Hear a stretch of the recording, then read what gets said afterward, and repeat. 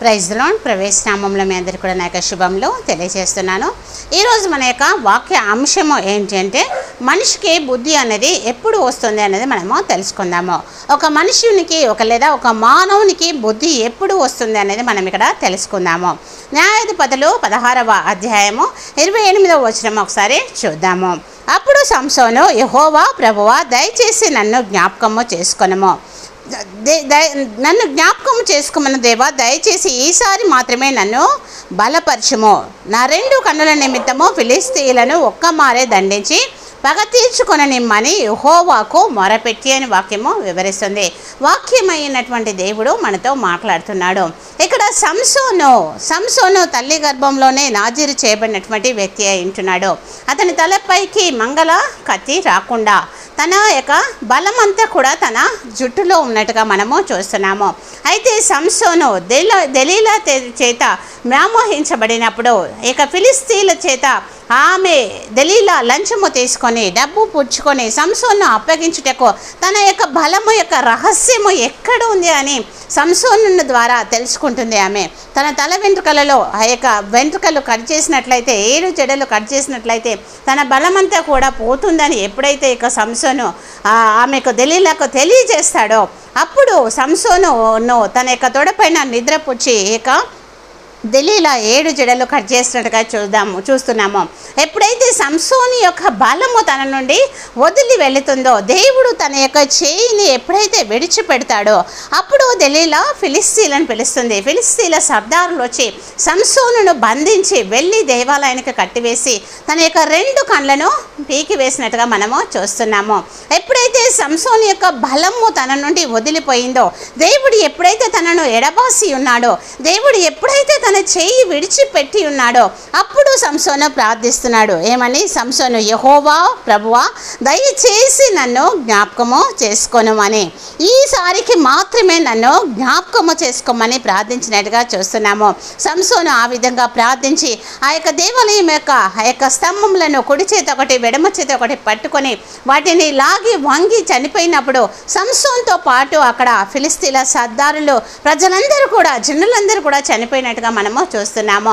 సంసోను బ్రతికినటువంటి జీవిత కాలం అంతా కూడా తను చంపినటువంటి మరణ సంఖ్య కంటే ఆ రోజు చంపినటువంటి మరణ సంఖ్య ఎక్కువ ఉంటుంది. ఎప్పుడు మానవునికి బుద్ధి వస్తుంది అంటే దేవుడు మనల్ని విడిచి వెళ్ళినప్పుడు మనకి బుద్ధి వస్తుందంట. దేవుడు మనల్ని ఎడబాసినప్పుడు మనకి బుద్ధి వస్తుందంట. ఇక్కడ సంసోను ఎప్పుడైతే దేవుడు చెయ్యి విడిచాడో, తన బంధము తనలో నుండి ఎప్పుడైతే వెళ్ళిపోయిందో అప్పుడు ప్రార్థిస్తున్నాడు దేవుని యొక్క సన్నిధానంలో. దేవుడు మన చేయి విడిచినప్పుడు మనకి బుద్ధి వస్తుంది. రెండవదిగా చూసినట్లయితే యోనా 2వ అధ్యాయము 2వ వచనము మనం ఒకసారి చూద్దాము. నేను ఉపద్రవంలో ఉండి యెహోవాకు మనవి చేయగా ఆయన నాకు ప్రత్యుత్తరమిచ్చెను. పాతాళ గర్భంలో నుండి నేను కేకలు వేయగా నీవు నా ప్రార్థనను అంగీకరించి ఉన్నావు అంటున్నాడు ఇక్కడ యోనా. వాక్యమైన దేవుడు వాక్యం ద్వారా మనతో మాట్లాడుతున్నాడు. దేవుడైనటువంటి యెహోవా యోనాను ఇక్కడ నినివేకి వెళ్ళి నినివేను నాశనం చేస్తున్నానని ప్రజలందరికీ తెలియచేయమని పంపించినప్పుడు యోనా నినివేకు వెళ్లకుండా తర్షీసునకు వెళ్ళినట్టుగా మనము చూస్తున్నాము. తర్షీసులకు ప్రయాణమై ఒల్లిచుండగా ఓడ ఎప్పుడైతే ఉపద్రవము ఓడలో ఉన్నటువంటి వారికి సంభవించిందో అప్పుడు ఓడలో ఉన్నటువంటి వారు యోనాను ఆ యొక్క సముద్రంలో పడవేసినట్టుగా మనము చూస్తున్నాము. సముద్రంలో ఉన్నటువంటి చేప ఈ యొక్క యోనాను మృంగి వేసినట్టుగా చూస్తున్నాము. ఉపద్రవంలో ఉండి నేను మొర్రపెట్టగా దేవుడు నాకు ప్రత్యుత్తరం ఇచ్చాడు అంటున్నాడు. పాతాళ గర్భంలో నుండి నేను కేకలు వేయగా దేవుడు నా ప్రార్థన అంగీకరించి ఉన్నాడు అంటున్నాడు యోనా. ఎప్పుడైతే ఆ యొక్క చేప గర్భంలో నుండి యోనా మొరపెట్టి ఉన్నాడో దేవుడు యోనా యొక్క మొరను విని ఈ యొక్క చేపకు ఆజ్ఞాపించగా అది ఆ యొక్క నినివే పట్టణం దగ్గర ఒడ్డున ఈ యొక్క యోనాను వ్యాంప్ చేసినట్టుగా మనము చూస్తున్నాము. ఎప్పుడైతే యోనా ఆ యొక్క చేప తన కడుపులోను ఉంచి వేసిందో అప్పుడు తిరిగి నినివేకి వెళ్ళి నినివే ప్రజలకు తెలియజేస్తాడు. నినివే ప్రజలు పశ్చాత్తాపపడి ఆ యొక్క ఉపవాసము చేసి దేవుడు ఏదైతే వారికి చేయదలిసి ఉన్నాడో చేయకుండా పశ్చాత్తాప్తుడై నినివే ప్రజలను క్షమించినట్టుగా మనము చూస్తున్నాము. ప్రాణము పోతుంది అని తెలుసుకున్నప్పుడు మానవునికి బుద్ధి వస్తుందంట. ప్రాణము పోతుంది అని తెలుసుకున్నప్పుడు మానవునికి బుద్ధి వస్తుందంట. వస్తుందంట. ఇంకా చనిపోతానని ఎప్పుడైతే యోనా గ్రహించి ఉన్నాడో ఆ యొక్క చేప గర్భంలో నుండి పాతాళ గర్భంలో నుండి నేను కేకలు వేయగా నా ప్రార్థన అంగీకరించి ఉన్నాడు అంటున్నాడు ఇక్కడ యోనా. అవును, మన ప్రాణం ఎప్పుడైతే పోతుందని మనం తెలుసుకుంటామో అప్పుడు మనకి బుద్ధి వస్తుందంట. మూడోదిగా చూసినట్లయితే హెబ్రీలకు రాసినటువంటి పత్రిక 12వ అధ్యాయము 17వ వచనము. ఏశావు ఆ తర్వాత ఆశీర్వాదము పొందగోరి కన్నీళ్లు విడిచిచు దానికోసము శ్రద్ధతో వెతికినను మారు మనసు పొంద అవకాశము దొరకక విసర్జింపబడనని మీరు ఎరగరా అంటుంది వాక్య భాగము. వాక్యమైనటువంటి దేవుడు మనతో మాట్లాడుతున్నాడు. దేవుడిచ్చినటువంటి ఆశీర్వాదాన్ని మనము పోగొట్టుకున్నప్పుడు, సమయము మన దగ్గర నుంచి వెళ్ళిపోయినప్పుడు మనకి బుద్ధి వస్తుందట. దేవుని యొక్క ఆశీర్వాదాన్ని మనము పోగొట్టుకున్నప్పుడు, సమయం అనేది మన దగ్గర నుంచి వెడలిపోయిన తర్వాత మనకి బుద్ధి వస్తుందట. ఇక్కడ ఏశావు కన్నీళ్లు విడిచిచు ప్రార్థన చేస్తున్నాడు. తన ఆశీర్వాదాన్ని పోగొట్టుకున్న తర్వాత ఇక ఏశావు కన్నీళ్లు విడిచిచు దానికోసము శ్రద్ధగా వెతికాడట. ఆయనను మారు మనసు పొంద అవకాశము దొరకక విసర్జింపబడనని మీరు ఎరగరా అంటుంది వాక్య భాగము. వాక్యమైన దేవుడు మనతో మాట్లాడుతున్నాడు. మన ఆశీర్వాదములను మనము పోగొట్టుకున్నప్పుడు, అదేవిధంగా మన యొక్క సమయము మన దగ్గర నుంచి వెళ్ళిపోయినప్పుడు మనకి బుద్ధి వస్తుందంట. మన ఆశీర్వాదము మనము పోగొట్టుకున్నప్పుడు, మన సమయము మన దగ్గర నుంచి వెళ్ళిపోయినప్పుడు మనకి బుద్ధి వస్తుందంట. మానవునికి ఎప్పుడు బుద్ధి వస్తుందంటే ఒకసారి మనము దేవుడు మన యొక్క చెయ్యి విడిచినప్పుడు, రెండవది మనకు ప్రాణహాని కలిగినప్పుడు, మూడవదిగా మన ఆశీర్వాదాలను మన సమయమును మనము పోగొట్టుకున్నప్పుడు. నాలుగవదిగా చూసినట్లయితే మనము హెబ్రీ పత్రిక 2వ అధ్యాయము 4వ వచనము.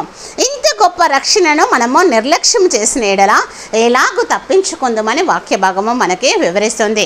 దేవుడిచ్చినటువంటి రక్షణను మనము నిర్లక్ష్యము చేసినప్పుడు, దేవుడిచ్చినటువంటి రక్షణ మనము నిర్లక్ష్యము చేసినప్పుడు మనకి బుద్ధి వస్తుందట. దేవుని యొక్క రక్షణ మనము నిర్లక్ష్యము చేస్తే మనకు కలిగేటువంటి అపాయములు అనేకమై ఉంటున్నవి. కనుక దేవుడి యొక్క రక్షణను మనము నిర్లక్ష్యము చేయకుండా రక్షణ అనుభవంలో నిరంతరము కూడా నిలిచి ఉండేటువంటి వారంగా ఉండాలి.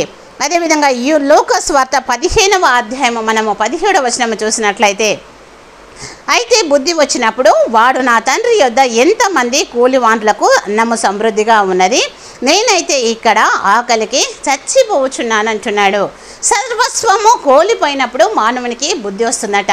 అన్నీ కోల్పోయినప్పుడు మానవునికి బుద్ధి వస్తుందట. తినడానికి తిండి కూడా లేదు అనుకున్నప్పుడు మానవునికి బుద్ధి వస్తుందట. తండ్రి దగ్గర తన ఆస్తిని అంతా కూడా పంచుకొని వెళ్ళి దుర్వ్యాపారము చేసి తన ఆస్తిని అంతా కూడా కోల్పోయి పందులను మేపుటకు ఆ యొక్క పందులు తినేటువంటి, ఆ యొక్క పొట్టు తినేటువంటి ఆ యొక్క అవకాశం కూడా లేనటువంటి సమయంలో తన తండ్రి గుర్తుకొస్తాడు. తన తండ్రి ఇంట్లో అనేక మంది పనివాళ్ళు ఉన్నారు, వాళ్ళందరికీ కూడా సమృద్ధిగా అన్నము ఉంది అని, నాకు కూడా నా తండ్రి ఇంటికి తిరిగి వెళ్తే నాకు ఆహారము దొరుకుతుంది, నేను ఇక్కడ ఆహారం లేక చచ్చిపోతున్నాను అంటున్నాడు. ఇక్కడ తండ్రి దగ్గర ఆస్తి పంచుకొని దుర్వ్యాపారం చేసినటువంటి కుమారుడు తిరిగి తండ్రి ఇంటికి వచ్చినప్పుడు తండ్రి తనకు ప్రశస్తమైన వస్త్రంలో ధరింపచేసి, ఉంగరంను ధరింపచేసి మంచి విందును చేసినట్టుగా మనము చూస్తున్నాము. మనము బిడలముగా దేవుడికి దూరంగా నివసించినప్పటికీ కూడా మనకు బుద్ధి వచ్చినప్పుడు, మనకు జ్ఞానము వచ్చినప్పుడు, మనకు తెలివి వచ్చినప్పుడు తిరిగి మనము తండ్రి సన్నిధికి వస్తే దేవుడు మనల్ని ప్రేమించేటువంటి వారై ఉంటున్నారు.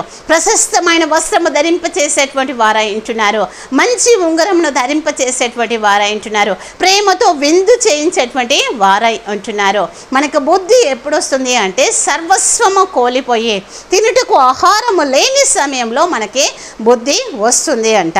మనము 6వదిగా చూసినట్లయితే మత్తయి సువార్త 25వ అధ్యాయము మనం చూసినట్లయితే ఇక్కడ బుద్ధి లేని కన్యకలు 8వ వచనం చూసినట్లయితే, బుద్ధి లేని కన్యకలు మా దివిటీలు ఆరిపోవచ్చునేవు కనుక మీ నూనెలో కొంచెము మాకియ్యుడని బుద్ధి గల వారిని అడిగేది.